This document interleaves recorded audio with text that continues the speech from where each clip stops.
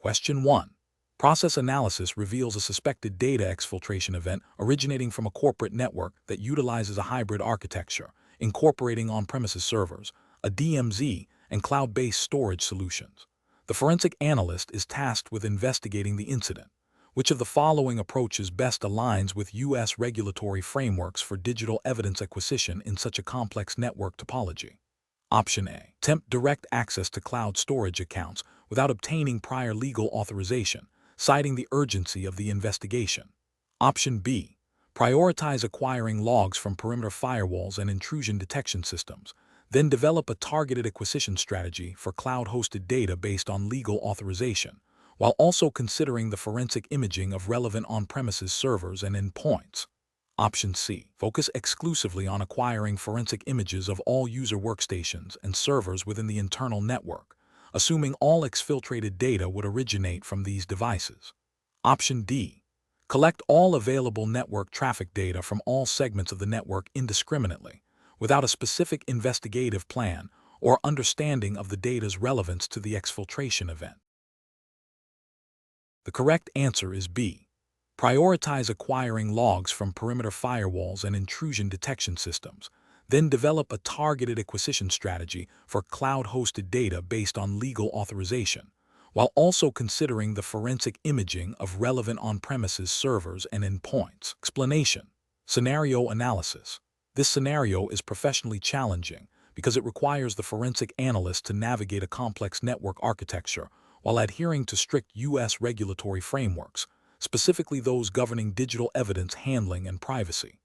The challenge lies in accurately identifying and preserving evidence from a distributed system without compromising its integrity or violating legal mandates. The analyst must demonstrate a thorough understanding of how network topology impacts evidence collection and how to apply relevant U.S. laws, such as the Stored Communications Act (SCA) and the Electronic Communications Privacy Act (ECPA), to ensure lawful and ethical data acquisition.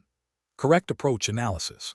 The correct approach involves a methodical, topology-aware data acquisition strategy that prioritizes evidence integrity and legal compliance. This means understanding the flow of data across different network segments, e.g., internal LAN, DMZ, cloud-hosted services, and employing appropriate forensic tools and techniques for each segment.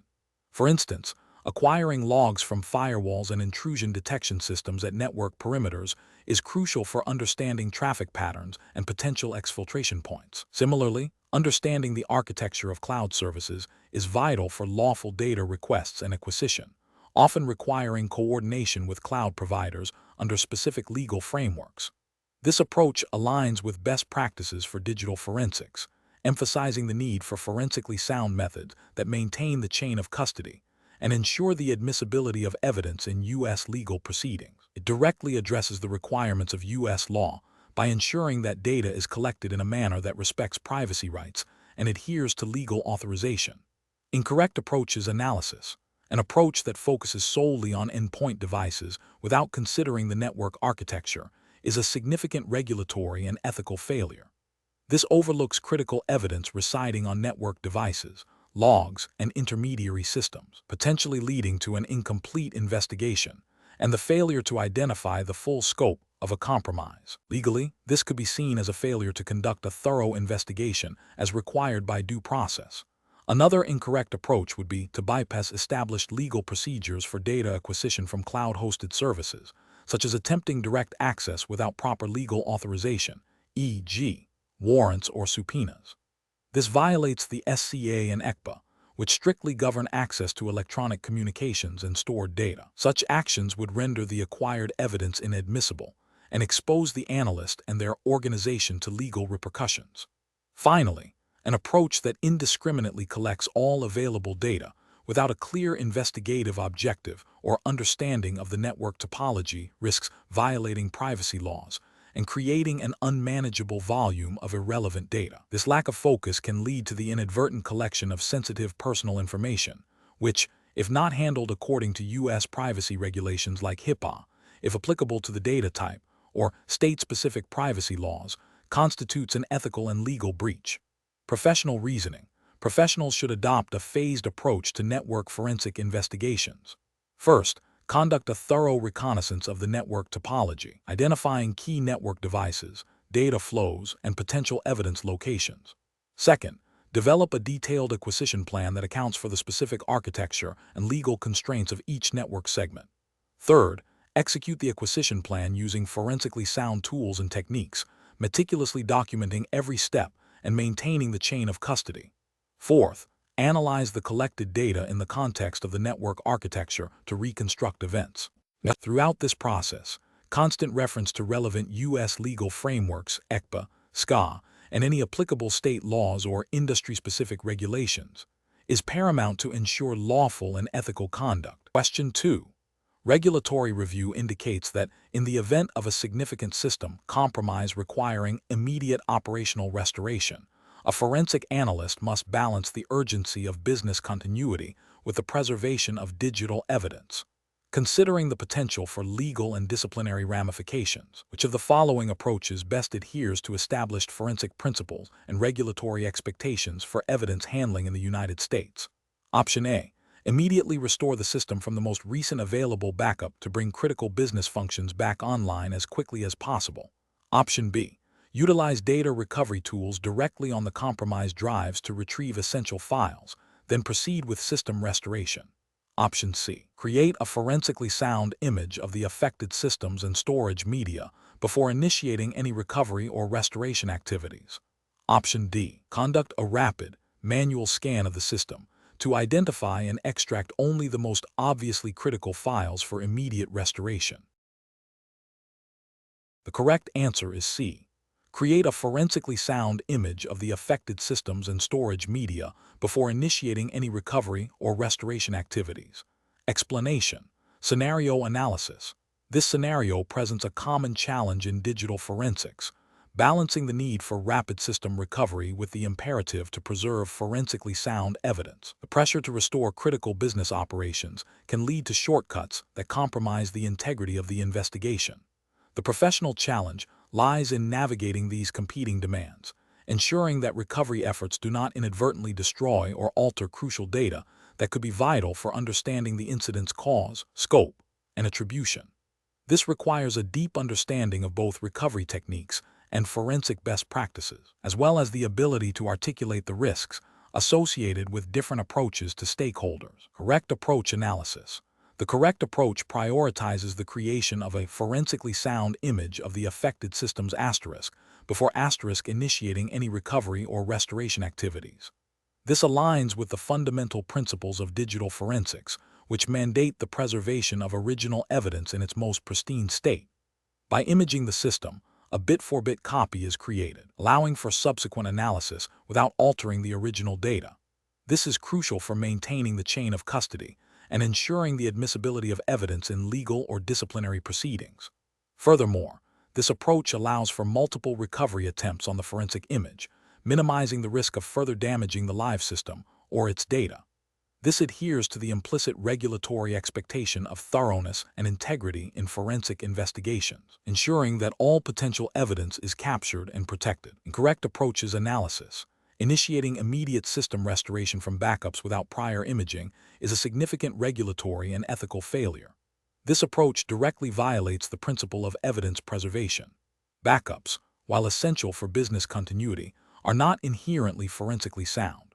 The restoration process itself can overwrite or alter data, making it impossible to determine the original state of the system at the time of the incident. This could lead to the loss of critical evidence, rendering the investigation incomplete and potentially inadmissible. It also demonstrates a lack of due diligence and a failure to adhere to established forensic methodologies, which could have legal repercussions if the integrity of the investigation is challenged. Attempting to recover data directly from the affected system's drives using specialized recovery tools without first creating a forensic image is another critical failure. While recovery tools aim to retrieve deleted or corrupted data, their operation can inherently modify the file system or the data itself. Without a forensically sound image, it is impossible to prove that the recovered data is an accurate representation of the original state. This approach risks introducing alterations that could be misinterpreted as evidence of tampering or could obscure the true nature of the incident. It bypasses the essential step of creating a verifiable baseline of the evidence, performing a quick scan for critical files, and then proceeding with restoration based on that limited assessment is also professionally unacceptable. This method is inherently incomplete and biased.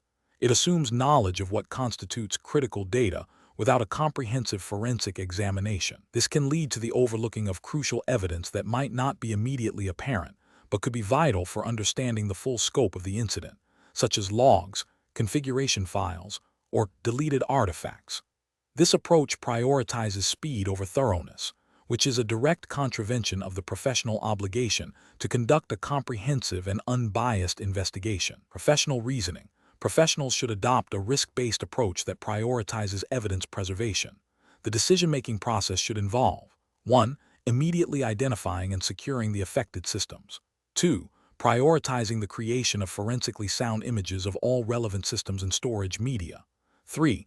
Documenting all actions taken, including the rationale behind them.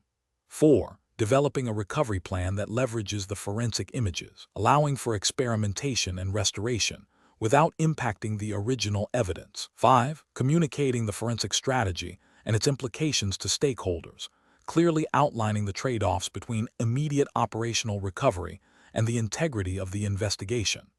This systematic approach ensures that both business needs and legal/regulatory requirements are met responsibly. Question 3.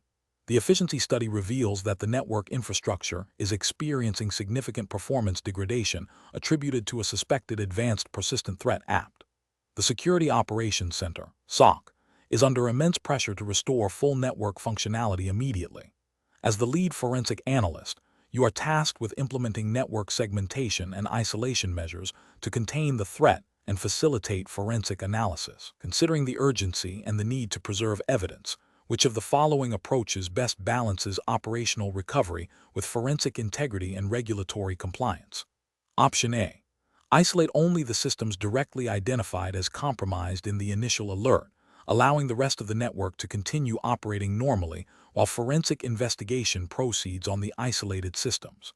Option B. Develop and execute a phased approach to network segmentation, starting with isolating the most likely affected network zones based on initial indicators of compromise, followed by granular isolation of specific systems for forensic imaging and analysis, all while meticulously documenting each step and its justification. Option C. Prioritize operational recovery by disabling all security monitoring tools and firewalls in the affected areas to reduce network overhead, and then attempt to identify the threat through network traffic analysis on the now unprotected segments. Option D. Immediately implement broad network-wide shutdowns of non-critical segments to halt any potential data exfiltration, and then conduct forensic analysis on the remaining active segments. The correct answer is D. Immediately implement broad network-wide shutdowns of non-critical segments to halt any potential data exfiltration, and then conduct forensic analysis on the remaining active segments. Explanation. Scenario analysis. This scenario presents a common challenge in digital forensics, balancing the need for rapid incident response with the imperative to preserve evidence integrity and comply with established legal and regulatory frameworks. The pressure to restore services quickly can lead to hasty decisions that might inadvertently compromise the investigation or violate data privacy regulations. The core challenge lies in determining the appropriate level of network segmentation and isolation without causing undue disruption or creating new security vulnerabilities, all while adhering to the specific legal and ethical obligations of a GCFA. Correct approach analysis. The correct approach emphasizes a phased and documented strategy for network segmentation and isolation, prioritizing evidence preservation and compliance. This involves initial containment to limit the spread of the incident, followed by a more granular isolation of affected systems for detailed forensic analysis. This methodology aligns with best practices in incident response and digital forensics, ensuring that actions taken are both effective in mitigating the incident and legally defensible. Specifically, in the U.S. context, this approach respects the principles of due process and the chain of custody by ensuring that evidence is collected and handled in a manner that maintains its integrity.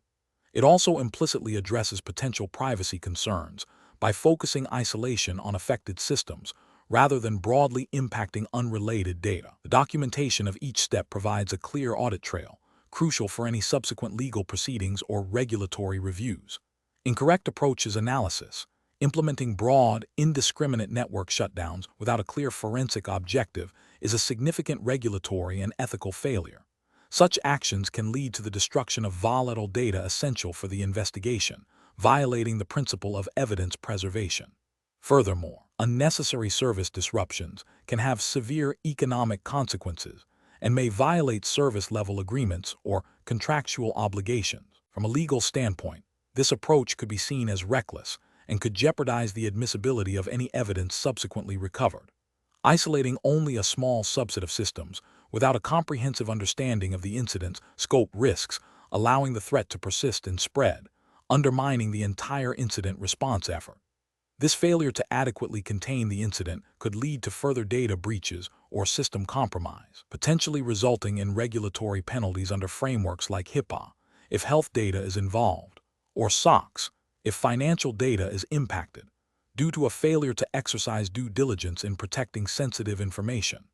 Performing segmentation and isolation based solely on operational expediency without considering forensic implications is a critical ethical lapse. This prioritizes business continuity over the meticulous collection and preservation of evidence, which is the primary responsibility of a forensic analyst. This can lead to the loss of crucial evidence, rendering the investigation incomplete and potentially allowing the perpetrator to evade accountability.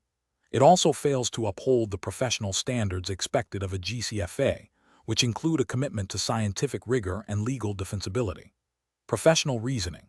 Professionals in this field must adopt a structured decision-making process that begins with a thorough risk assessment and incident scope definition. This should be followed by the development of a containment strategy that balances immediate mitigation with long-term forensic objectives.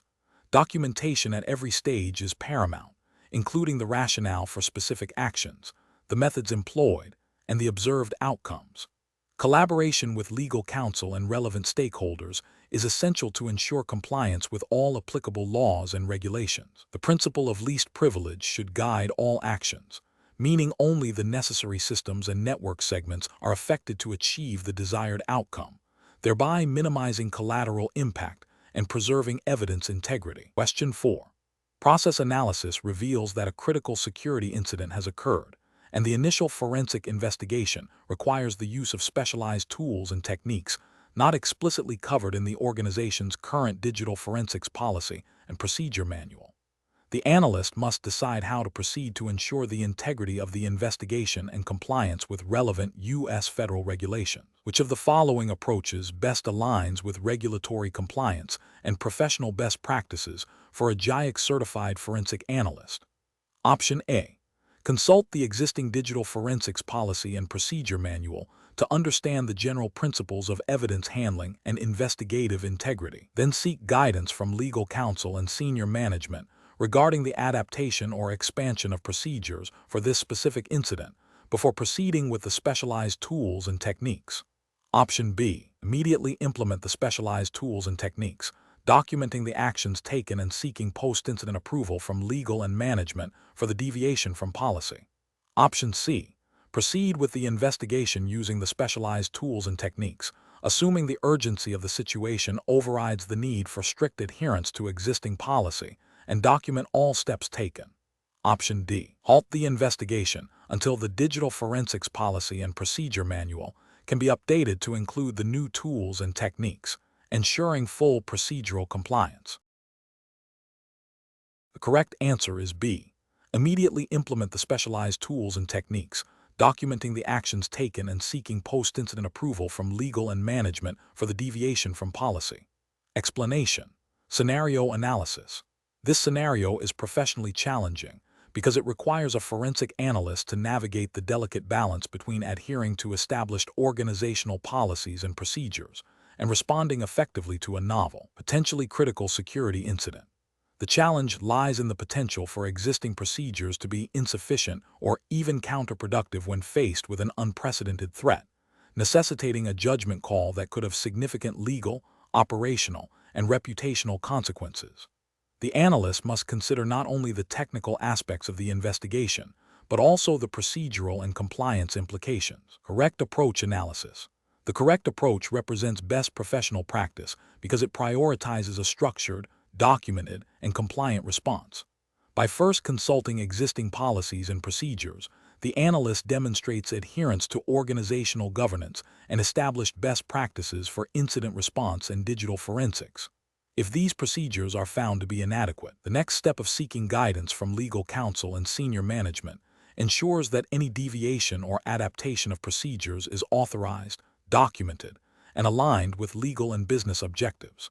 This approach mitigates risk by ensuring that actions taken are defensible, traceable, and do not inadvertently violate any legal or regulatory requirements. It also fosters a collaborative environment where critical decisions are made with appropriate oversight. Incorrect approaches analysis. One incorrect approach involves immediately deviating from established policies to implement a novel investigative technique without prior authorization. This is professionally unacceptable because it bypasses established governance, potentially leading to an investigation that is not legally admissible, violates privacy laws, or compromises the integrity of evidence. It demonstrates a lack of respect for organizational controls and could expose the organization to significant legal liability. Another incorrect approach is to halt the investigation entirely due to the perceived inadequacy of existing procedures, waiting indefinitely for new policies to be drafted. This is professionally unacceptable, as it fails to address the immediate security threat and leaves the organization vulnerable. It prioritizes procedural perfection over operational necessity and demonstrates a lack of initiative and problem-solving skills in a critical situation. A third incorrect approach is to proceed with an investigation using unverified or ad hoc methods, assuming that the urgency of the situation justifies bypassing standard protocols. This is professionally unacceptable because it risks introducing bias, compromising evidence integrity, and generating findings that cannot be substantiated or defended in a legal or regulatory context. It undermines the credibility of the forensic process and the organization. Professional reasoning. Professionals in digital forensics must adopt a decision-making framework that balances proactive investigation with robust procedural adherence and risk management. This framework involves 1. Understanding and applying existing policies and procedures as the baseline for all actions. 2. Recognizing when existing procedures are insufficient or inappropriate for a given situation. 3. Escalating such situations to appropriate stakeholders, including legal counsel and management, to seek guidance and authorization for deviations or adaptations. 4. Documenting all decisions, actions, and justifications thoroughly. 5. Prioritizing the integrity and admissibility of evidence throughout the investigation. This systematic approach ensures that investigations are conducted effectively, ethically, and in compliance with all applicable regulations and organizational standards. Question 5. Implementation of a robust incident response plan for a suspected insider threat involving unauthorized access to sensitive data requires the forensic analyst to collect event logs from multiple servers. Considering the potential for data alteration and the need for forensically sound evidence, which of the following approaches best aligns with U.S. regulatory frameworks and digital forensic best practices for event log analysis? Option A. Rely on the security information and event management (SIEM) systems aggregated logs, assuming their integrity, and perform analysis directly on the SIEM platform. Option B. Create forensically sound images of the relevant server disks, then mount these images in a read-only environment to extract and analyze event logs, ensuring the original data remains untouched. Option C. Immediately initiate live queries on all affected servers to gather real-time log data, prioritizing speed to identify the perpetrator and contain the breach. Option D. Prioritize collecting logs from servers that appear most directly involved, and if logs are large or difficult to access, consider excluding them from the initial collection to expedite the process. The correct answer is C. Immediately initiate live queries on all affected servers to gather real-time log data, prioritizing speed to identify the perpetrator and contain the breach. Explanation. The scenario presents a common challenge in digital forensics, balancing the need for timely incident response with the requirement for thorough and forensically sound evidence preservation. The urgency of containing a potential breach often conflicts with the meticulous steps required to ensure log data is not altered or lost, which is critical for admissibility in legal or disciplinary proceedings. Careful judgment is required to prioritize actions that mitigate immediate risk without compromising the integrity of the evidence. The correct approach represents best professional practice because it adheres to the fundamental principles of digital forensics, particularly those emphasized in U.S. legal frameworks and industry best practices for incident response. Specifically, it prioritizes the preservation of volatile data and the acquisition of logs in a manner that minimizes alteration. This aligns with the chain of custody requirements and the need to present evidence that is demonstrably authentic and unaltered. The U.S. legal system, through rules of evidence, e.g., federal rules of evidence, demands that evidence be relevant, reliable, and authentic. Forensic methodologies that ensure data integrity are paramount to meeting these standards. An incorrect approach that involves directly querying live systems without proper imaging or preservation techniques fails to uphold the principle of non-alteration. This can lead to the loss of volatile data or the modification of log timestamps, rendering the evidence unreliable and potentially inadmissible in court. Ethically, it breaches the duty of care to preserve evidence in its original state. Another incorrect approach, such as relying solely on automated tools without understanding their underlying processes or potential for alteration, risks overlooking subtle but critical details or introducing bias. This can violate the expectation of a thorough and unbiased investigation. A third incorrect approach, prioritizing speed over integrity by discarding logs that appear irrelevant without proper analysis, risks losing crucial pieces of evidence that might later prove significant. This demonstrates a lack of due diligence and can be seen as a failure to conduct a comprehensive investigation, potentially violating internal policies or legal discovery obligations. Professionals should employ a decision-making framework that begins with understanding the scope and objectives of the investigation. This involves identifying critical data sources, including event logs, and assessing their volatility. The next step is to plan and execute data acquisition using forensically sound methods, such as creating bit-for-bit images of storage media or using specialized tools for live acquisition that minimize system impact. Documentation is paramount at every stage, detailing the methods used, the tools employed, and any deviations from standard procedures. Finally, analysis should be conducted on the acquired images or preserved data, not on the live systems, to maintain evidence integrity. Question 6. Governance review demonstrates that the organization's incident response plan lacks specific procedures for handling potential evidence during a suspected data exfiltration event. During an active incident, the forensic analyst is faced with a critical decision: immediately isolate and wipe affected systems to prevent further data loss and restore services, or prioritize creating forensic images of the compromised systems before any remediation actions are taken. Which of the following actions best aligns with U.S. federal regulatory frameworks and best practices for digital forensics and incident response in this scenario? Option A. Focus solely on restoring affected systems to operational status without documenting the incident or preserving any logs. Option B. Immediately wipe and re-image affected systems to prevent further data loss and restore services as quickly as possible. Option C. Delete any files suspected of being involved in the exfiltration to prevent their further misuse. Option D. Create forensic images of all affected systems before initiating any containment or eradication activities. The correct answer is D. Create forensic images of all affected systems before initiating any containment or eradication activities. Explanation. This scenario presents a common challenge in incident response, where the urgency of containment and eradication clashes with the need for thorough evidence preservation and legal compliance. The professional challenge lies in balancing immediate operational needs with the long-term implications of evidence handling, particularly within the context of U.S. federal regulations governing digital forensics and incident response. Careful judgment is required to ensure that actions taken during an incident do not compromise the integrity of evidence, thereby jeopardizing potential legal proceedings or regulatory investigations. The correct approach represents best professional practice because it prioritizes the preservation of digital evidence in its original state, adhering to the principles of forensic soundness. This aligns with U.S. federal guidelines and best practices in digital forensics, which emphasize maintaining the chain of custody and ensuring that evidence is collected and analyzed in a manner that is admissible in legal or regulatory proceedings.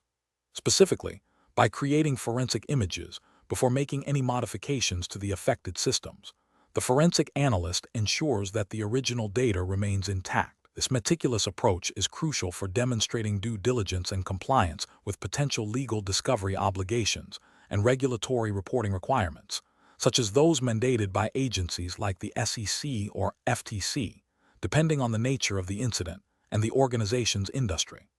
An incorrect approach that involves immediate system remediation without forensic imaging would represent a significant regulatory and ethical failure. This is because it directly compromises the integrity of potential evidence. If the organization later faces a legal challenge or regulatory inquiry, the inability to produce forensically sound evidence could lead to sanctions, fines, or an inability to defend itself effectively. Furthermore, it violates the ethical obligation of a forensic analyst to preserve evidence accurately and impartially. Another incorrect approach, such as deleting potentially compromised data to cleanse the system, is also a critical failure. This action constitutes spoliation of evidence, which carries severe legal consequences. It demonstrates a lack of understanding of forensic principles and a disregard for legal and ethical obligations. This can lead to adverse inferences being drawn against the organization in legal proceedings. A third incorrect approach, focusing solely on restoring services without documenting the incident response process or preserving any logs, fails to meet the requirements for accountability and auditability. Regulatory bodies often require organizations to demonstrate that they have a robust incident response plan and that it was executed effectively. The absence of documentation and preserved evidence makes it impossible to prove compliance or to learn from the incident for future improvements, potentially violating requirements for internal controls and risk management. A professional decision-making process for similar situations should involve a structured approach that begins with an assessment of the incident's scope and potential impact. This assessment should immediately trigger the activation of the incident response plan, with a strong emphasis on evidence preservation. Forensic imaging of affected systems should be the immediate priority before any containment or eradication activities that might alter the original data. All actions taken, including the rationale behind them, must be meticulously documented. Consultation with legal counsel and relevant stakeholders should occur early in the process to ensure that all actions are legally defensible and compliant with applicable regulations. The goal is to restore operations securely, while ensuring that the integrity of any potential evidence is maintained for future analysis or legal proceedings. Question 7. Cost-benefit analysis shows that immediate restoration of user access is a high priority, but a forensic investigation is also underway into potential unauthorized activity on the user's workstation. The analyst has identified that the user's account is locked due to repeated failed login attempts, and the standard password reset process requires user verification that cannot be immediately obtained. Given the need to preserve evidence for the ongoing investigation, while also addressing the operational requirement for account access, which of the following actions best aligns with U.S. forensic and legal guidelines? Option A. Proceed with the standard password reset process, even if it requires waiting for user verification, as this is the most direct method. Option B. Immediately reset the user's password using an administrative credential, bypassing the standard verification process to restore access quickly. Option C. Utilize a third-party password bypass tool to gain access to the account without creating a forensic image. Option D. Create a forensically sound image of the affected workstation's hard drive before attempting any account recovery or password reset procedures. The correct answer is D. Create a forensically sound image of the affected workstation's hard drive before attempting any account recovery or password reset procedures. Explanation. Scenario analysis. This scenario is professionally challenging because it involves balancing the immediate need for account access with the paramount importance of data integrity and adherence to established forensic procedures. The pressure to restore service quickly can lead to shortcuts that compromise evidence. The analyst must navigate the technical complexities of account recovery while remaining acutely aware of the legal and ethical implications of their actions, particularly concerning potential evidence tampering or unauthorized access. Correct approach analysis. The correct approach represents best professional practice because it prioritizes the integrity of the forensic investigation and compliance with the U.S. legal framework governing digital evidence. By creating a forensically sound image of the affected system before attempting any account recovery or password reset, the analyst ensures that the original state of the data is preserved. This aligns with the principles of evidence handling, such as maintaining the chain of custody and preventing alteration of evidence, as mandated by U.S. legal standards and best practices in digital forensics. This methodical approach allows for subsequent analysis of the original data if needed, and any recovery actions are performed on a copy, thus protecting the integrity of the original evidence. Incorrect approach is analysis. Attempting to reset the password directly on the live system without creating a forensic image first is a significant regulatory and ethical failure. This action directly alters the original evidence, potentially destroying or modifying critical forensic artifacts that could be used in legal proceedings. This violates the principles of evidence preservation and chain of custody, which are fundamental to U.S. legal standards for digital evidence. Such an action could lead to the inadmissibility of the evidence in court and expose the analyst and their organization to legal repercussions. Performing the password reset using a known administrative credential without documenting the process or the justification for bypassing standard recovery protocols is also professionally unacceptable. While it might achieve the immediate goal, it bypasses the necessary steps for forensic integrity. The lack of documentation means there is no record of how access was gained, which is crucial for establishing the chain of custody and demonstrating that no unauthorized modifications were made.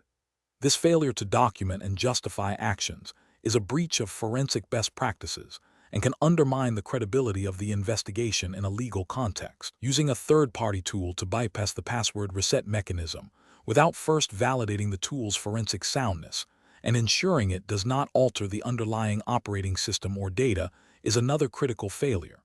Such tools, if not properly vetted, can introduce their own artifacts or inadvertently modify existing ones, compromising the integrity of the evidence. This lack of due diligence in selecting and using tools is a violation of forensic best practices and can lead to the introduction of unreliable or altered evidence, rendering it inadmissible. Professional reasoning. Professionals should employ a decision-making framework that prioritizes evidence integrity and legal compliance. This involves a systematic approach. First, secure and preserve the evidence through forensically sound imaging. Second, plan and document all subsequent actions, including any recovery or reset procedures. Third, use validated tools and techniques. And finally, maintain a meticulous chain of custody throughout the entire process. When faced with time-sensitive situations, the framework must emphasize that speed should never come at the expense of evidence integrity or legal adherence. Question 8. Cost-benefit analysis shows that a rapid, albeit potentially incomplete, eradication of a detected malware infection would allow critical business operations to resume within hours, while a more thorough, evidence-preserving eradication process, including forensic imaging and deep system analysis, would delay operations by several days.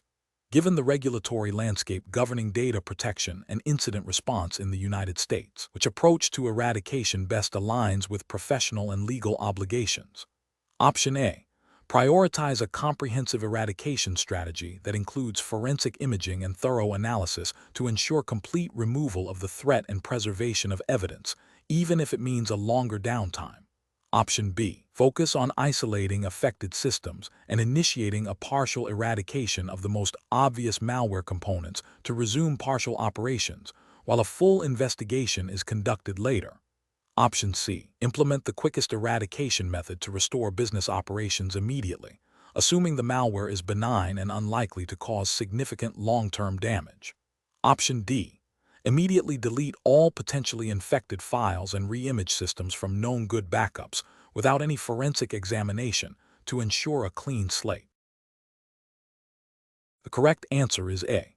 Prioritize a comprehensive eradication strategy that includes forensic imaging and thorough analysis to ensure complete removal of the threat and preservation of evidence, even if it means a longer downtime. Explanation. This scenario presents a professional challenge because the forensic analyst must balance the immediate need for eradication with the long-term implications of their actions, all while operating within a strict regulatory framework. The pressure to quickly restore operations can lead to hasty decisions that might compromise evidence integrity or fail to address the root cause of the compromise, potentially leading to recurrence.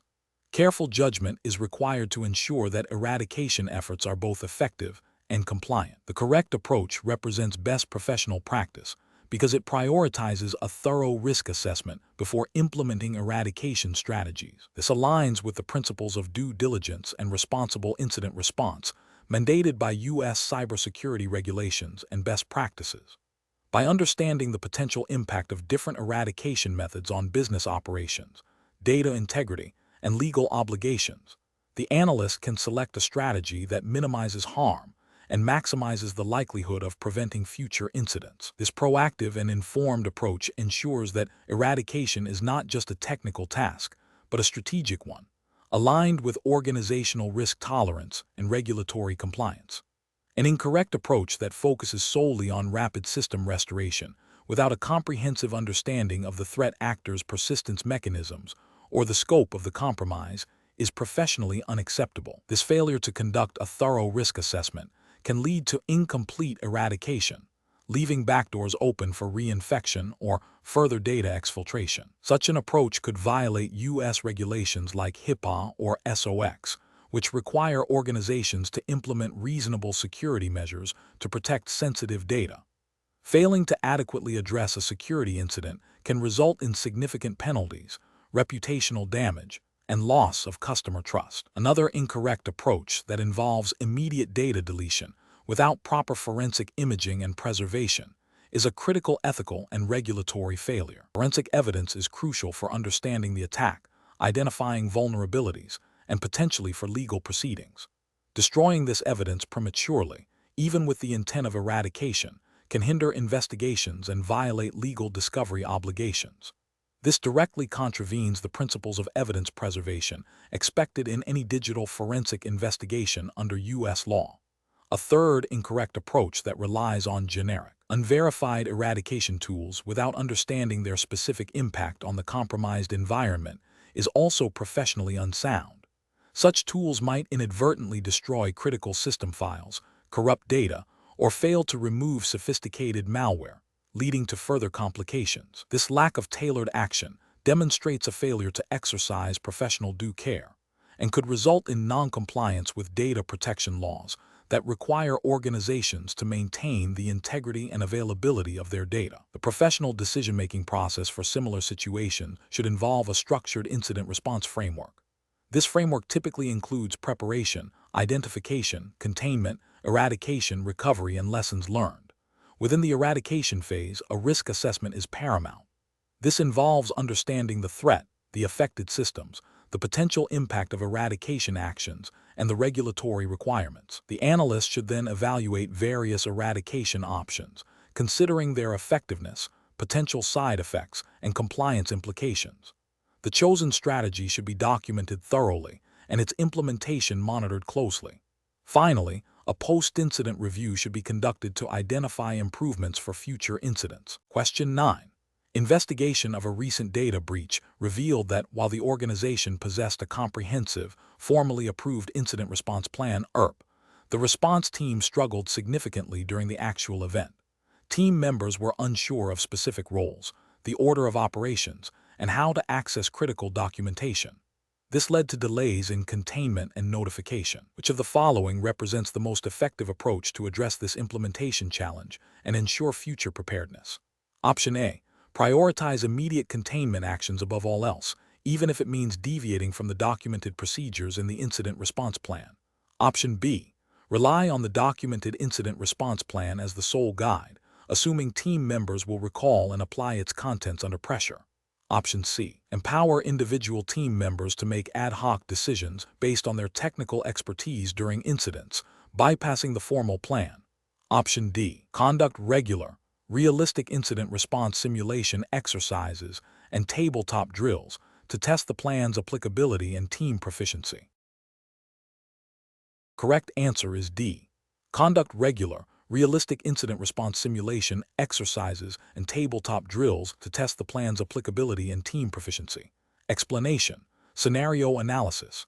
This scenario presents a common yet challenging implementation hurdle in incident response: the gap between a documented plan and its practical application during a high-pressure event. The challenge lies in ensuring that the incident response team, often under significant stress and time constraints, can effectively recall, interpret, and execute the procedures outlined in the plan. This requires not just a well-written document, but also robust training, accessible resources, and a culture that supports adherence to established protocols. The effectiveness of the response directly impacts the organization's ability to mitigate damage, recover systems, and comply with legal and regulatory obligations, making this a critical juncture. Correct approach analysis. The correct approach emphasizes continuous training and realistic simulations.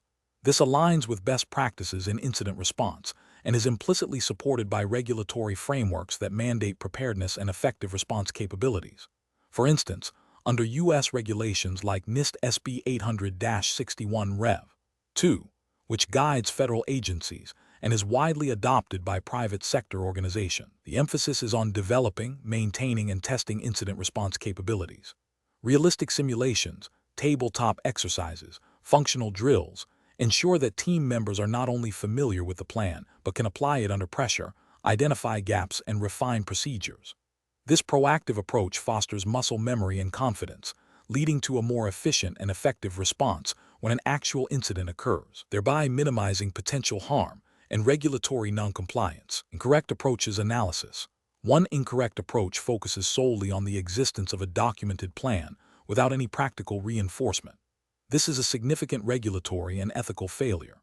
Regulations often require not just a plan but demonstrable capability to execute it.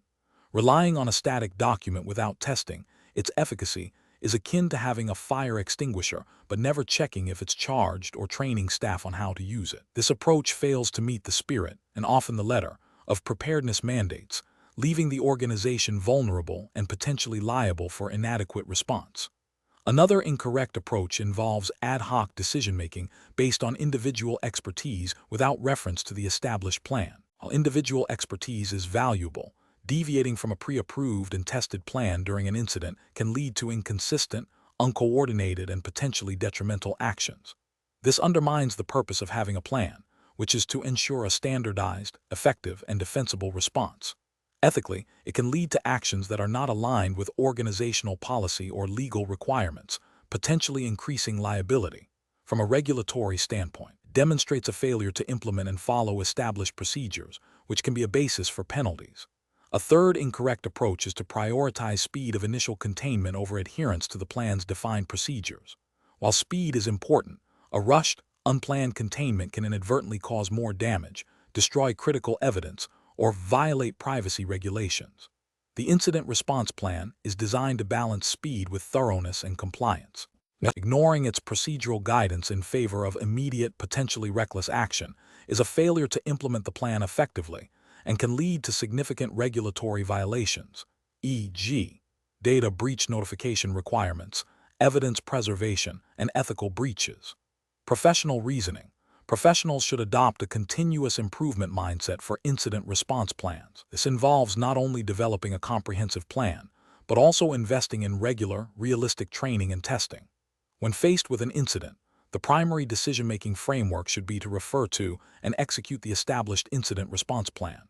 Any deviations should be carefully considered, documented, and justified based on unforeseen circumstances that the plan could not reasonably anticipate, and ideally, approved by designated authorities. The process should always prioritize adherence to the plan, regulatory compliance, and ethical considerations, with a feedback loop for plan refinement after every incident or exercise. Question 10. What factors determine the optimal balance between immediate forensic evidence preservation and the execution of an organization's business continuity plan during a cyber incident, specifically within the context of U.S. regulatory frameworks? Option A.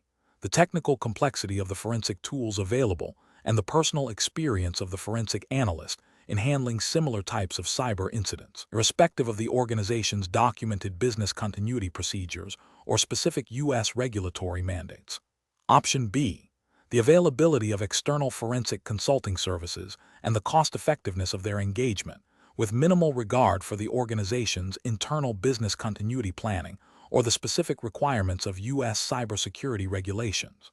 Option C, the urgency of the legal proceedings that may arise from the incident and the perceived importance of the evidence to the prosecution, without explicit consideration of the organization's operational resilience or compliance with U.S. business continuity guidelines. Option D, the defined critical business functions and their associated recovery time, objectives, RTO, and recovery point objectives, RPO, as outlined in the organization's business continuity plan, alongside the potential impact of evidence preservation actions on these functions, and the organization's adherence to relevant U.S. data breach notification and critical infrastructure protection regulations. The correct answer is D, the defined critical business functions and their associated recovery time, objectives, RTO, and recovery point objectives, RPO, as outlined in the organization's business continuity plan, alongside the potential impact of evidence preservation actions on these functions, and the organization's adherence to relevant U.S. data breach notification and critical infrastructure protection regulations. Explanation: the scenario presents a common challenge in digital forensics, the need to balance the immediate demands of incident response with the long-term strategic imperative of business continuity. Forensic analysts are often tasked with preserving evidence, which can involve isolating systems or taking them offline. However, this action can directly impact an organization's ability to operate, potentially violating regulatory requirements for service availability and data integrity. The professional challenge lies in making informed decisions that mitigate immediate risks without jeopardizing the organization's operational resilience or its compliance with relevant U.S. regulations, such as those pertaining to critical infrastructure protection or data breach notification. Careful judgment is required to understand the cascading effects of forensic actions on business operations and to align these actions with established business continuity plans, BCP. The correct approach prioritizes a comprehensive understanding of the organization's BCP and its integration with incident response protocols. This involves leveraging the BCP to identify critical business functions, acceptable downtime windows, and predefined recovery strategies. By aligning forensic actions with the BCP, analysts can ensure that evidence preservation efforts are conducted in a manner that minimizes disruption to essential services and facilitates a swift return to normal operations. This aligns with U.S. regulatory expectations that organizations maintain robust operational resilience and have documented plans to address disruptive events, including cyber incidents. Adhering to the BCP demonstrates a commitment to due diligence and responsible incident management, which are often implicitly or explicitly required by regulatory frameworks. An incorrect approach that focuses solely on immediate evidence preservation without considering the BCP is professionally unacceptable. This could lead to prolonged system downtime, significant financial losses, and reputational damage, potentially violating regulations that mandate reasonable efforts to maintain service availability or minimize harm to customers and stakeholders. For instance, failing to consult the BCP might result in the indefinite isolation of a critical system, contravening guidelines that expect organizations to have defined recovery time objectives, RTO, and recovery point objectives, RPO. Another incorrect approach, such as prioritizing the restoration of affected systems without adequate forensic analysis, risks the loss of crucial evidence, which could impede investigations and lead to non-compliance with data integrity requirements or legal discovery obligations. This also fails to meet the proactive stance expected by regulators regarding incident management and business continuity. The professional decision-making process should involve a structured approach. First, understanding the scope and impact of the incident. Second, consulting the organization's BCP to identify critical functions and recovery strategies. Third, collaborating with business continuity and IT operations teams to coordinate forensic actions with recovery efforts. And fourth, documenting all decisions and actions, including their rationale and impact on business continuity. This iterative process ensures that forensic investigations are conducted effectively while simultaneously safeguarding the organization's operational resilience and regulatory compliance. Question 11. When evaluating a suspected malware infection on a corporate network within the United States, and the malware appears to be actively exfiltrating data, which of the following approaches best aligns with U.S. regulatory frameworks and forensic best practices for maintaining evidence integrity and admissibility? Option A. Begin analyzing the malware by executing it on a non-isolated, networked workstation to observe its behavior in a live environment, assuming the workstation is not critical to ongoing operations. Option B. Share the raw malware samples and initial analysis findings with IT security vendors and external researchers immediately to expedite threat intelligence gathering, without formal documentation of the sharing process. Option C. Proceed with direct analysis of the live infected systems to quickly identify the malware and its actions, as the urgency of data exfiltration outweighs the need for strict forensic imaging. Option D. Immediately isolate the affected systems, create forensically sound images of the storage media, and then perform malware analysis on the images in a controlled, isolated environment, meticulously documenting all steps and findings. The correct answer is D. Immediately isolate the affected systems, create forensically sound images of the storage media, and then perform malware analysis on the images in a controlled, isolated environment, meticulously documenting all steps and findings. Explanation. This scenario presents a professional challenge due to the inherent tension between the need for rapid malware analysis to understand an ongoing threat and the strict legal and regulatory requirements governing the handling of digital evidence in the United States. The GCFA role demands not only technical proficiency in malware analysis, but also a thorough understanding of the legal framework that dictates how such analysis must be conducted to ensure its admissibility and integrity in potential legal proceedings. The core challenge lies in balancing the urgency of threat intelligence with the imperative of maintaining a forensically sound process, adhering to established chain of custody, and respecting privacy considerations. The correct approach represents best professional practice because it prioritizes the integrity of the evidence and compliance with U.S. legal standards, specifically those related to digital forensics and evidence handling. By documenting all action, maintaining a strict chain of custody, and ensuring that analysis is performed on forensically acquired images rather than live systems where possible, the analyst upholds the principles of digital evidence admissibility. This aligns with guidelines often referenced in U.S. legal contexts, such as those from NIST, National Institute of Standards and Technology, and established case law concerning digital evidence. The focus on preserving the original state of the evidence and meticulously documenting every step taken ensures that the findings are defensible in court and that the investigation is conducted ethically and legally. An incorrect approach that involves directly analyzing the live infected system without proper imaging and documentation would represent a significant regulatory and ethical failure. This failure stems from the potential to alter or destroy critical evidence, thereby compromising the integrity of the investigation and rendering any findings inadmissible in court. It violates fundamental forensic principles that mandate the preservation of the original evidence. Furthermore, such an approach could lead to privacy violations if sensitive data on the live system is inadvertently accessed or disclosed without proper authorization, potentially contravening U.S. privacy laws and regulations. Another incorrect approach, such as sharing raw malware samples or preliminary analysis findings with unauthorized parties without a clear legal basis or proper anonymization, would also constitute a regulatory and ethical failure. This could lead to the unauthorized disclosure of sensitive information, potentially impacting the organization's security posture or violating intellectual property rights.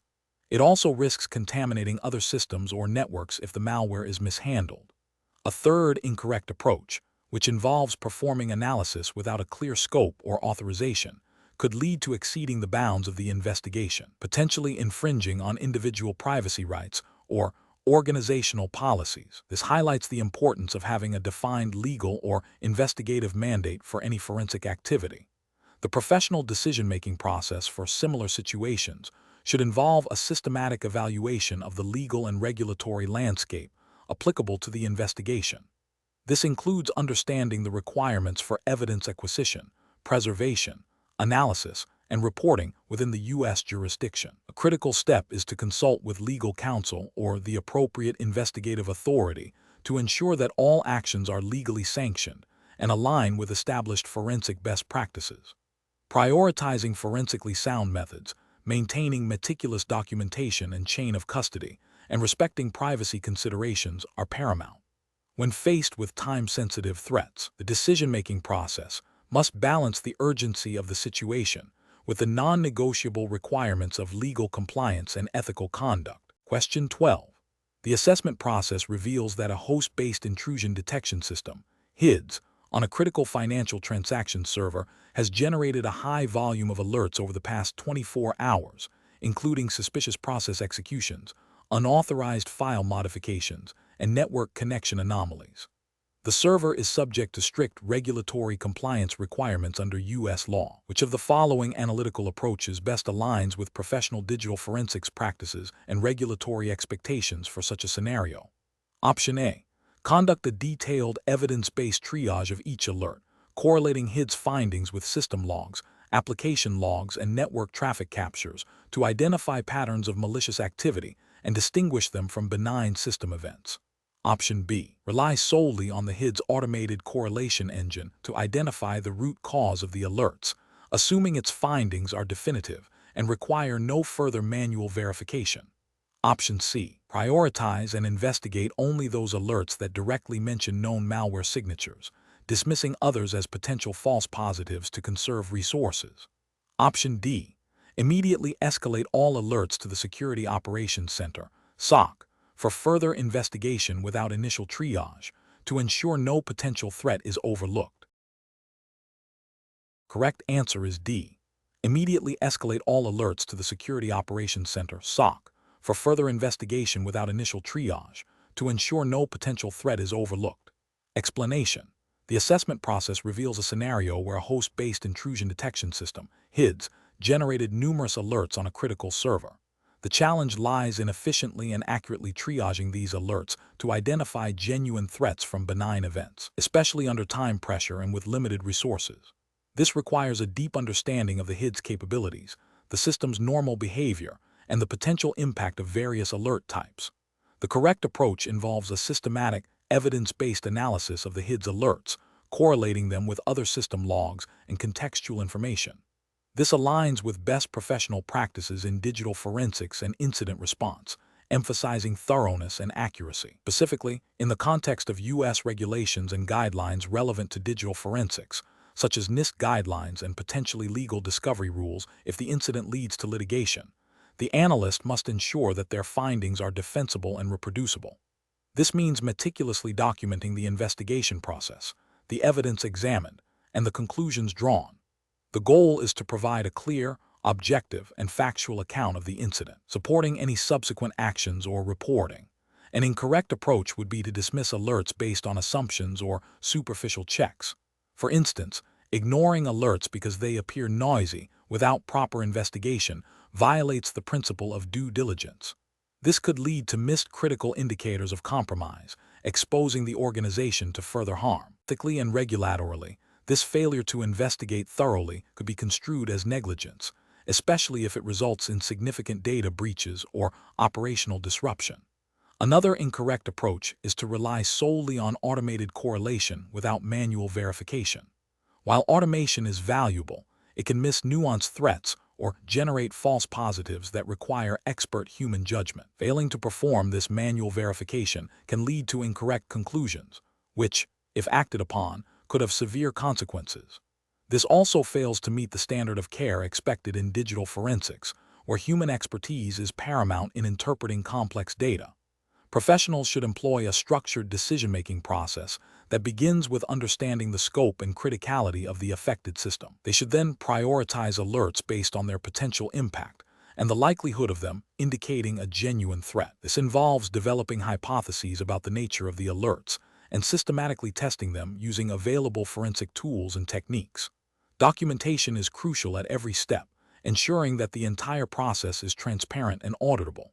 This methodical approach, grounded in established forensic methodologies and relevant U.S. guidelines, ensures that investigations are conducted with integrity and produce reliable results. Question 13. Quality control measures reveal that a suspect's workstation contains multiple volume shadow copies, VSC. The live file system shows evidence of recently deleted sensitive documents, Which of the following analytical approaches best ensures the integrity and completeness of the forensic investigation, adhering to best practices for digital evidence examination? Option A. Ignore VSCs if the live file system appears to contain sufficient evidence of the deleted documents, as VSCs are often redundant. Option B. Examine all available VSCs, comparing their contents with the live file system and with each other to reconstruct a comprehensive timeline of file system activity and identify any discrepancies or evidence of tampering. Option C. Analyze only the most recent VSC, as it is most likely to contain the current state of the system and relevant evidence. Option D. Focus solely on recovering deleted files from the live file system, as VSCs are snapshots and may not accurately reflect the exact state at the time of deletion. The correct answer is C. Analyze only the most recent VSC, as it is most likely to contain the current state of the system and relevant evidence. Explanation. The scenario presents a common challenge in digital forensics, the potential for data alteration or loss, specifically concerning volume shadow copies, VSC. VSCs are critical for forensic investigations as they provide point-in-time snapshots of files and the system state, often preserving evidence that might otherwise be overwritten or deleted. The professional challenge lies in accurately and ethically interpreting VSC data, ensuring that the analysis is both comprehensive and defensible. This requires a deep understanding of VSC mechanics, potential manipulation techniques, and the legal and ethical obligations of a forensic analyst. The correct approach represents best professional practice because it prioritizes the integrity and completeness of the evidence. By examining multiple VSCs and comparing them with the live system, an analyst can establish a timeline of changes, identify potential tampering, and recover deleted or modified files. This thorough methodology aligns with the principles of digital forensic science, which demand meticulous documentation, objective analysis, and adherence to established procedures to ensure the admissibility and reliability of evidence in legal proceedings. The focus on corroboration and verification across different VSC snapshots and the live system is paramount for building a robust case. Incorrect approaches fail to meet professional standards due to several regulatory and ethical shortcomings. One approach might involve relying solely on the most recent VSC, neglecting older snapshots. This is ethically problematic, as it risks overlooking crucial evidence of prior malicious activity or data deletion that occurred before the most recent snapshot was created. It also violates the principle of thoroughness, potentially leading to an incomplete or misleading forensic report. Another incorrect approach could be to ignore VSCs entirely if the live system appears to contain the relevant data. This is a significant ethical and professional failure, as VSCs are specifically designed to preserve historical data and can contain evidence of actions that have since been erased from the live system. Failing to examine them means failing to conduct a comprehensive investigation, which could have serious legal ramifications for the integrity of the evidence. A third incorrect approach might be to assume VSCs are always pristine and unaltered. This assumption is dangerous and ethically unsound, as VSCs themselves can be targeted for deletion or modification by sophisticated adversaries. Without verification and comparison, an analyst risks presenting compromised evidence as authentic. The professional decision-making process for similar situations should involve a systematic approach. First, identify all available VSCs on the target system. Second, establish a clear timeline of VSC creation and modification. Third, analyze the contents of each VSC, paying close attention to file creation, modification, and access times, as well as file system metadata. Fourth, compare the contents of VSCs with the live system and with each other to identify discrepancies, deleted files, or signs of tampering. Fifth, document all findings meticulously, including the methods used and any limitations encountered. Finally, ensure that the analysis is conducted in accordance with relevant legal standards and ethical guidelines, prioritizing the integrity and objectivity of the forensic findings. Question 14. The monitoring system demonstrates a significant increase in failed login attempts across multiple servers, coupled with unusual outbound network traffic patterns originating from several workstations. To optimize the forensic analysis process and ensure timely incident response, which of the following approaches would be most professionally sound and compliant with best practices for digital forensics and incident handling? Option A. Solely rely on the automated alerts generated by the monitoring system for failed logins and outbound traffic, without further manual investigation or correlation. Option B. Manually review every single log entry from all affected servers and workstations to ensure no detail is overlooked. Option C. Develop and apply a systematic, multi-stage correlation strategy that prioritizes event types based on their potential impact and likelihood of indicating malicious activity, starting with correlating failed login attempts with subsequent network traffic anomalies. Option D. Focus exclusively on analyzing logs from the servers experiencing failed login attempts, disregarding logs from workstations unless directly implicated by server logs. The correct answer is C. Develop and apply a systematic, multi-stage correlation strategy that prioritizes event types based on their potential impact and likelihood of indicating malicious activity, starting with correlating failed login attempts with subsequent network traffic anomalies. Explanation: scenario analysis. This scenario is professionally challenging because the sheer volume of log data generated by a complex monitoring system can overwhelm even experienced analysts.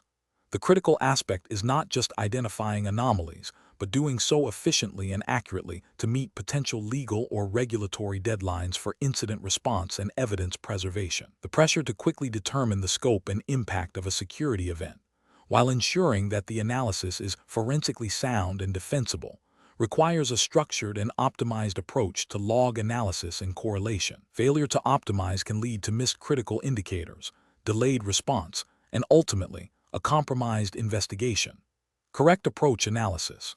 The correct approach, which involves developing and applying a systematic, multi-stage correlation strategy that prioritizes event types based on their potential impact and likelihood of indicating malicious activity, represents best professional practice. This method aligns with the principles of efficient incident response and digital forensics as outlined in U.S. regulatory frameworks such as NIST Special Publication 800-61 Revision 2, Computer Security Incident Handling Guide.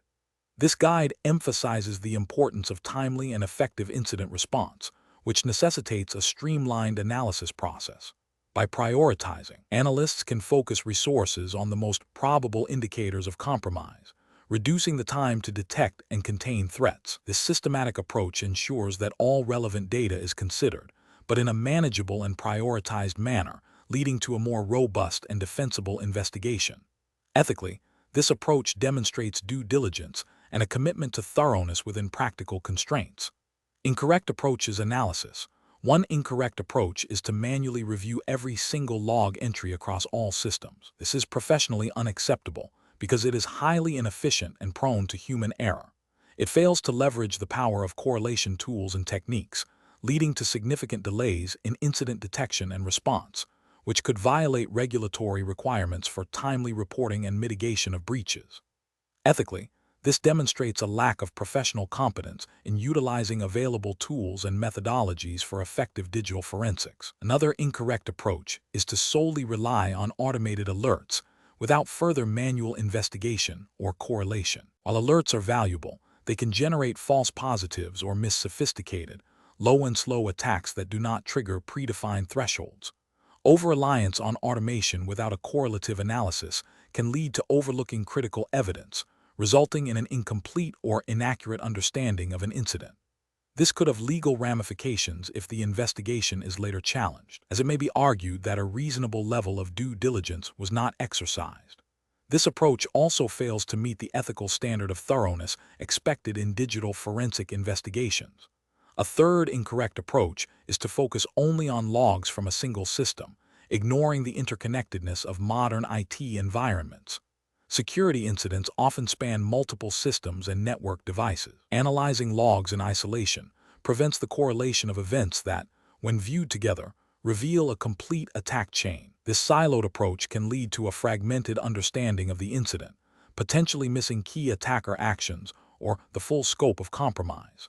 This is professionally deficient as it fails to adopt a holistic view essential for effective digital forensics and incident response, potentially leading to a failure to meet legal obligations for comprehensive evidence gathering. Professional reasoning. Professionals should adopt a decision-making framework that begins with understanding the scope and potential impact of the incident. This involves defining clear objectives for the analysis, such as identifying the initial point of compromise, the attacker's actions, and the extent of data exfiltration. Next, they should leverage their knowledge of common attack vectors and threat intelligence to hypothesize potential attack scenarios. This hypothesis guides the selection of relevant log sources and the development of correlation rules. The process should be iterative, starting with broad correlation to identify potential areas of interest, followed by more granular analysis of specific events and systems. Documentation is paramount at every stage, ensuring that the methodology, findings, and any deviations from the plan are recorded for defensibility. Finally, continuous learning and adaptation of techniques based on evolving threats and technologies are crucial for maintaining professional effectiveness. Question 15. Compliance review shows a forensic analyst's report on a suspected data exfiltration incident, which relies heavily on file modification timestamps observed in Windows Explorer. The analyst did not delve into the underlying NTFS structures to verify these timestamps or examine other relevant metadata. What is the most appropriate course of action for the compliance officer to take regarding the analyst's methodology? Option A. Request the analyst to re-examine the NTFS master file table, MFT, and specifically analyze the dollar standard information and dollar file name attributes for all relevant files to corroborate or correct the observed timestamps and identify any discrepancies. Option B. Recommend that the analyst disregard all timestamps and focus only on the presence or absence of files as indicators of activity. Option C. Accept the report as is, assuming that timestamps displayed by the operating system are sufficiently reliable for investigative purposes in this context. Option D. Advise the analyst to focus solely on the content of the files, dollar data attribute, to infer the timeline of events, as metadata can be unreliable. The correct answer is A. Request the analyst to re-examine the NTFS master file table, MFT, and specifically analyze the dollar standard information and dollar file name attributes for all relevant files to corroborate or correct the observed timestamps and identify any discrepancies. Explanation. Scenario analysis. This scenario presents a professional challenge due to the critical nature of NTFS metadata in digital forensics investigations, particularly when dealing with potential evidence spoliation or unauthorized access. The GCFA analyst must navigate the complexities of the NTFS file system structure to accurately interpret metadata, such as timestamps and file attributes, which can be crucial for establishing timelines, identifying malicious activity, and proving or disproving allegations. The challenge lies in distinguishing between legitimate system operations, user actions, and potential manipulation of evidence, all while adhering to strict legal and regulatory frameworks. The analyst's judgment is paramount in ensuring the integrity of the forensic process and the admissibility of findings in a legal context. Correct approach analysis. The correct approach involves a meticulous examination of the master file table, MFT, and its associated resident and non-resident attributes, specifically focusing on the dollar standard information and dollar file name attributes. This method is best professional practice because it directly addresses the core of NTFS metadata. The dollar standard information attribute contains timestamps, creation, modification, access, MFT entry modification, and file flags, while the dollar file name attribute provides additional timestamps and the file's name within its parent directory. By analyzing these attributes in conjunction with other relevant MFT entries and file system structures, the analyst can reconstruct file system activity with a high degree of accuracy. This approach aligns with the principles of digital forensic science, emphasizing the preservation and analysis of original evidence. In the U.S. jurisdiction, this meticulous examination is implicitly supported by legal standards for evidence admissibility, such as those outlined in the Federal Rules of Evidence, which require evidence to be relevant, reliable, and authenticated. The GCFA role is to provide an objective and technically sound analysis that can withstand scrutiny. Incorrect approach is analysis, focusing solely on file system timestamps displayed by standard operating system tools, e.g., Windows Explorer, is an incorrect approach. This is a regulatory and ethical failure because these timestamps can be easily modified by user actions or system processes, and they do not represent the most authoritative metadata within the NTFS structure. Relying on them can lead to inaccurate conclusions and potentially compromise the integrity of the investigation, violating the principle of preserving evidence in its original state. Ignoring the MFT and focusing only on the content of files, assuming that file content alone is sufficient to determine activity, is also an incorrect approach. This represents a failure to adhere to best practices in digital forensics. File content can be altered, deleted, or fabricated.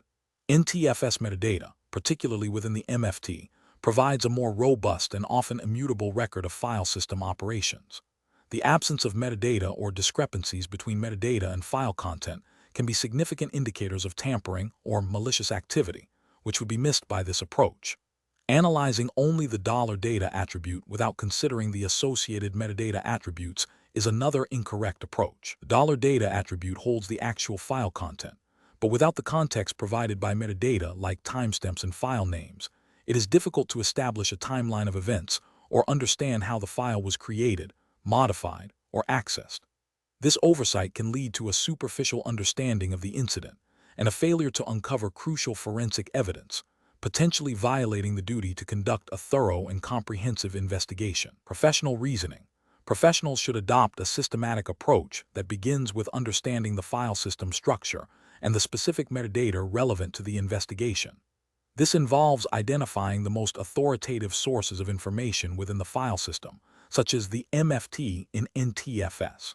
When presented with a scenario involving potential evidence manipulation, the decision-making process should prioritize methods that are least susceptible to alteration and provide the most comprehensive view of system activity. This includes cross-referencing information from multiple metadata sources and understanding the limitations of each. Professionals must always consider the legal and ethical implications of their findings and ensure their methodologies are defensible in a court of law. The GCFA responsibility is to provide an objective, accurate, and complete forensic analysis, adhering to established forensic principles and relevant legal standards. Question 16.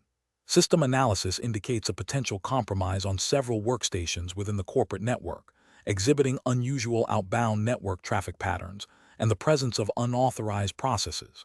The incident response team has been activated, and you are tasked with the immediate host isolation and remediation phase. Considering the need to preserve forensic evidence for potential legal and regulatory scrutiny, which of the following actions best aligns with best professional practices for digital forensics and incident response within a U.S. regulatory framework? Option A. Immediately disconnect all network cables from all workstations exhibiting any anomalous behavior, regardless of the certainty of compromise, to prevent any further data exfiltration. Option B. Deploy antivirus software across the entire network to scan and quarantine any detected threats, assuming this will effectively remediate the issue and contain the spread. Option C. Initiate a full system wipe and reinstallation of the operating system on all suspected workstations to ensure a clean environment and prevent any lingering malicious code. Option D. Carefully identify and document the specific affected workstations based on network logs and endpoint detection and response (EDR) alerts. Implement network segmentation to isolate these identified systems from the rest of the network, while preserving their current state for forensic imaging and analysis. The correct answer is D. Carefully identify and document the specific affected workstations based on network logs and endpoint detection and response (EDR) alerts. Implement network segmentation to isolate these identified systems from the rest of the network, while preserving their current state for forensic imaging and analysis. Explanation. This scenario presents a professionally challenging situation due to the immediate need to contain a potential data breach, while simultaneously preserving evidence for a forensic investigation. The challenge lies in balancing the operational imperative of isolating affected systems to prevent further compromise with the forensic requirement of maintaining the integrity of digital evidence. A hasty or incorrect isolation strategy could lead to the loss of critical data, rendering the subsequent forensic analysis incomplete or unreliable, and potentially hindering legal or regulatory compliance. The correct approach represents best professional practice because it prioritizes a controlled and documented isolation process that minimizes data loss and preserves forensic integrity. This aligns with the principles of digital forensics, which emphasize the chain of custody and the need for evidence to be admissible in legal proceedings. By carefully identifying affected systems, documenting the isolation steps, and ensuring that the isolation method does not alter volatile data, the analyst upholds the highest standards of evidence preservation. This methodical approach is crucial for meeting regulatory requirements that mandate thorough investigations and the protection of sensitive information. An incorrect approach of immediately disconnecting all network cables from suspected systems without prior analysis or documentation is professionally unacceptable. This action could lead to the loss of volatile data, such as active network connections, running processes, and in-memory data, which are critical for understanding the scope and nature of the incident. This failure to preserve essential evidence directly contravenes the ethical obligations of a forensic analyst and could violate regulations that require comprehensive incident response and evidence handling. Another incorrect approach of performing a full system wipe and reinstall on suspected systems before any forensic imaging or analysis is also professionally unacceptable. This action irrevocably destroys all potential evidence, making any subsequent investigation impossible. It demonstrates a severe lack of understanding of forensic principles and would likely result in regulatory penalties for failing to conduct a proper investigation and preserve evidence. A third incorrect approach of relying solely on antivirus software to remediate the threat without isolating the affected systems first is also professionally unsound. While antivirus is a remediation tool, it may not be sufficient to contain a sophisticated threat and could potentially alter evidence during its scanning and removal processes. Furthermore, it fails to address the immediate need to prevent further lateral movement of the threat, which is a primary goal of host isolation. This approach risks continued compromise and data exfiltration, violating the duty to protect the organization's assets and data. The professional decision-making process for similar situations should involve a structured incident response framework. This framework typically includes preparation, identification, containment, eradication, and recovery. In the context of host isolation and remediation, the analyst must first identify the scope of the compromise, then implement containment strategies that are least disruptive to evidence, followed by eradication of the threat, and finally, recovery of systems. Documentation at every step is paramount, ensuring a clear audit trail and adherence to legal and regulatory mandates. Question 17. Strategic planning requires a GIAC certified forensic analyst, GCFA, to consider the most appropriate method for acquiring and analyzing browser history and cache data from a suspect's workstation seized under a valid U.S. federal search warrant. The goal is to identify relevant digital evidence while adhering strictly to U.S. federal law and established forensic best practices. Which of the following approaches best aligns with these requirements? Option A. Utilize forensically sound imaging techniques to create a bit-for-bit copy of the suspect's hard drive, then employ validated forensic tools to extract and analyze browser history and cache artifacts from the image, ensuring all steps are documented and the chain of custody is maintained. Option B. Directly boot the suspect's workstation and use readily available browser forensic tools to extract history and cache data, assuming the warrant implicitly grants access to all user-generated data. Option C. Access the suspect's cloud-based browser synchronization service using credentials found on the workstation to retrieve browser history, as this is considered secondary evidence. Option D. Manually navigate the suspect's file system, locate browser profile directories, and copy relevant files to a separate storage device for analysis, prioritizing speed over meticulous documentation. The correct answer is A. Utilize forensically sound imaging techniques to create a bit-for-bit copy of the suspect's hard drive, then employ validated forensic tools to extract and analyze browser history and cache artifacts from the image, ensuring all steps are documented and the chain of custody is maintained. Explanation. This scenario is professionally challenging because it requires a forensic analyst to balance the need for thorough evidence collection and analysis with the legal and ethical obligations to preserve data integrity and respect privacy, all within the confines of U.S. federal law and specific investigative agency guidelines. The analyst must understand that browser history and cache data, while valuable, are subject to strict rules regarding their acquisition, handling, and interpretation to ensure admissibility in legal proceedings. The correct approach represents best professional practice because it prioritizes a legally sound and forensically defensible methodology. This involves obtaining proper legal authorization before accessing sensitive user data, meticulously documenting all steps taken, and employing validated tools and techniques to extract and analyze browser artifacts. This adherence to established protocols ensures that the evidence is not compromised, thereby maintaining its integrity and increasing its likelihood of being accepted in court. Furthermore, it aligns with the principles of digital forensics, which emphasize objectivity, accuracy, and the chain of custody. An incorrect approach that involves directly accessing and analyzing browser history without explicit legal authorization, such as a warrant or court order, represents a significant regulatory and ethical failure. This violates the Fourth Amendment of the U.S. Constitution, which protects against unreasonable searches and seizures, and could lead to the suppression of evidence. It also breaches privacy expectations and potentially violates statutes like the Stored Communications Act (SCA) or the Electronic Communications Privacy Act (ECPA), depending on the context of data access. Another incorrect approach, such as making assumptions about user intent based solely on fragmented browser cache data without corroborating evidence or proper contextual analysis, is also professionally unacceptable. This can lead to misinterpretations, false accusations, and a compromised investigation. It fails to meet the standard of objective forensic analysis, which demands rigorous examination and verification of all findings. Ethically, it can result in undue harm to individuals based on speculative conclusions. The professional decision-making process for similar situations should involve a clear understanding of the legal framework governing digital evidence in the U.S. This includes consulting with legal counsel to determine the appropriate legal authority for data acquisition. Analysts must then meticulously plan their investigative steps, ensuring that all actions are documented and that only forensically sound tools and methods are used. Prioritizing data integrity, chain of custody, and objective analysis are paramount. When faced with ambiguous data, the professional approach is to seek further corroboration or to clearly state the limitations of the findings, rather than making unsupported inferences. Question 18.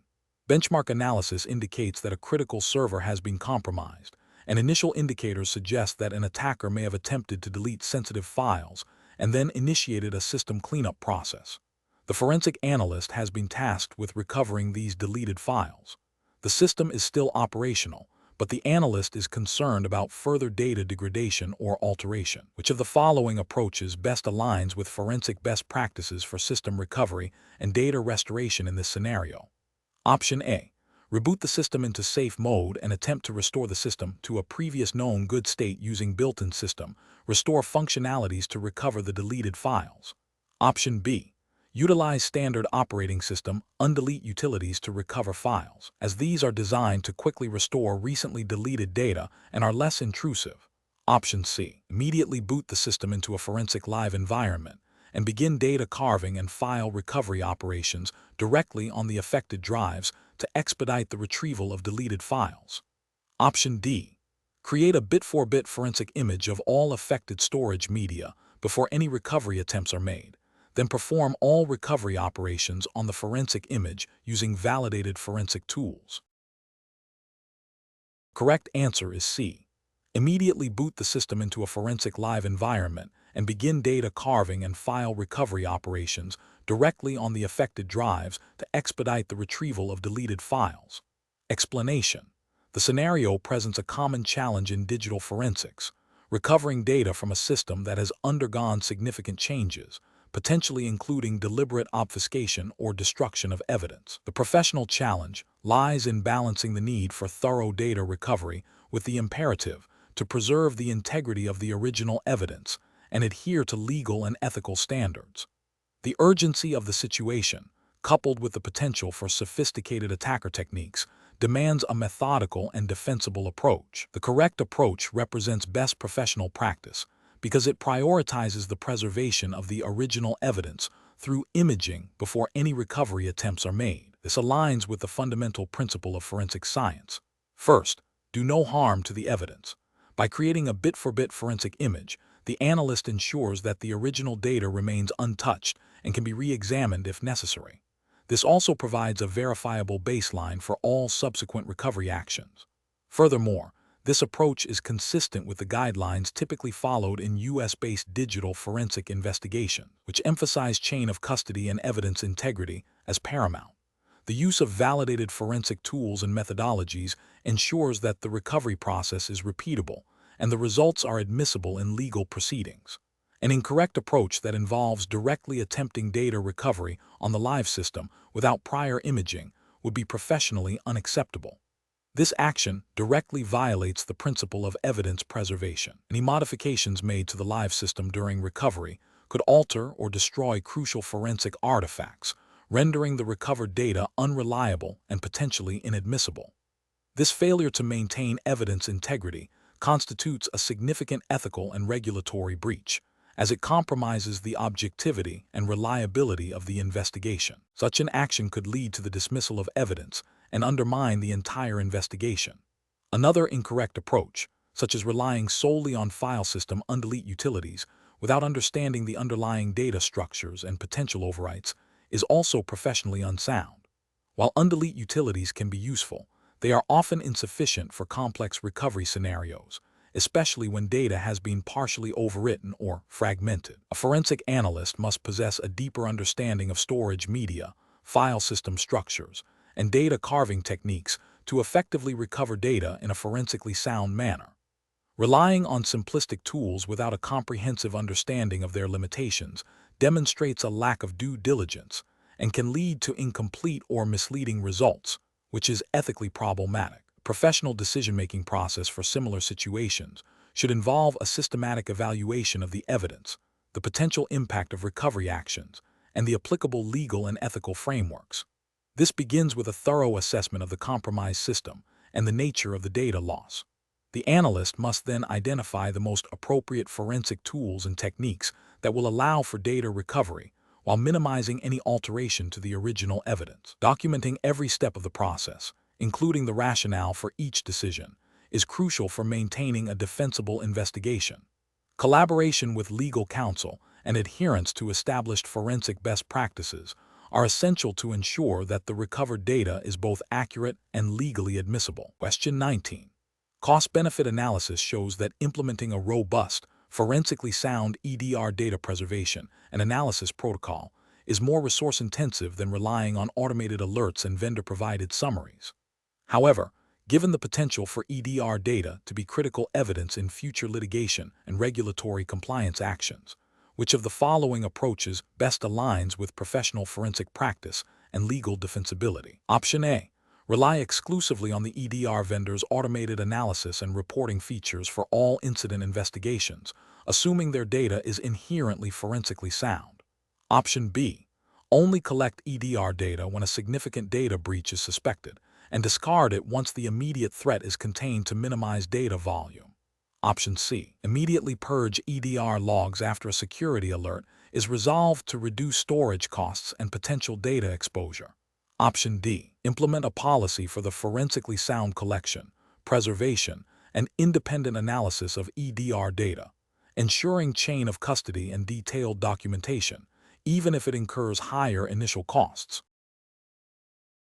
The correct answer is C. Immediately purge EDR logs after a security alert is resolved to reduce storage costs and potential data exposure. Explanation. This scenario presents a professional challenge due to the inherent tension between the need for rapid incident response and the strict legal and ethical obligations surrounding data privacy and evidence preservation. The organization's reliance on EDR data for both security and potential legal proceedings necessitates a forensic approach that is both efficient and compliant. Careful judgment is required to balance the urgency of threat containment with the meticulous requirements of digital forensics, especially when dealing with sensitive endpoint data that could be subject to various legal frameworks. The correct approach represents best professional practice because it prioritizes the integrity of the EDR data and the chain of custody, aligning with the principles of digital forensics and the legal requirements for admissible evidence. This approach ensures that the collected data is forensically sound, minimizing the risk of spoliation and maximizing its utility in both security investigations and potential legal proceedings. Adherence to established forensic methodologies, including proper documentation and preservation techniques, is crucial for meeting regulatory expectations and ethical standards in digital investigation. An incorrect approach that involves immediate deletion of EDR logs after a security alert is professionally unacceptable. This action constitutes spoliation of evidence, a serious ethical and legal failure.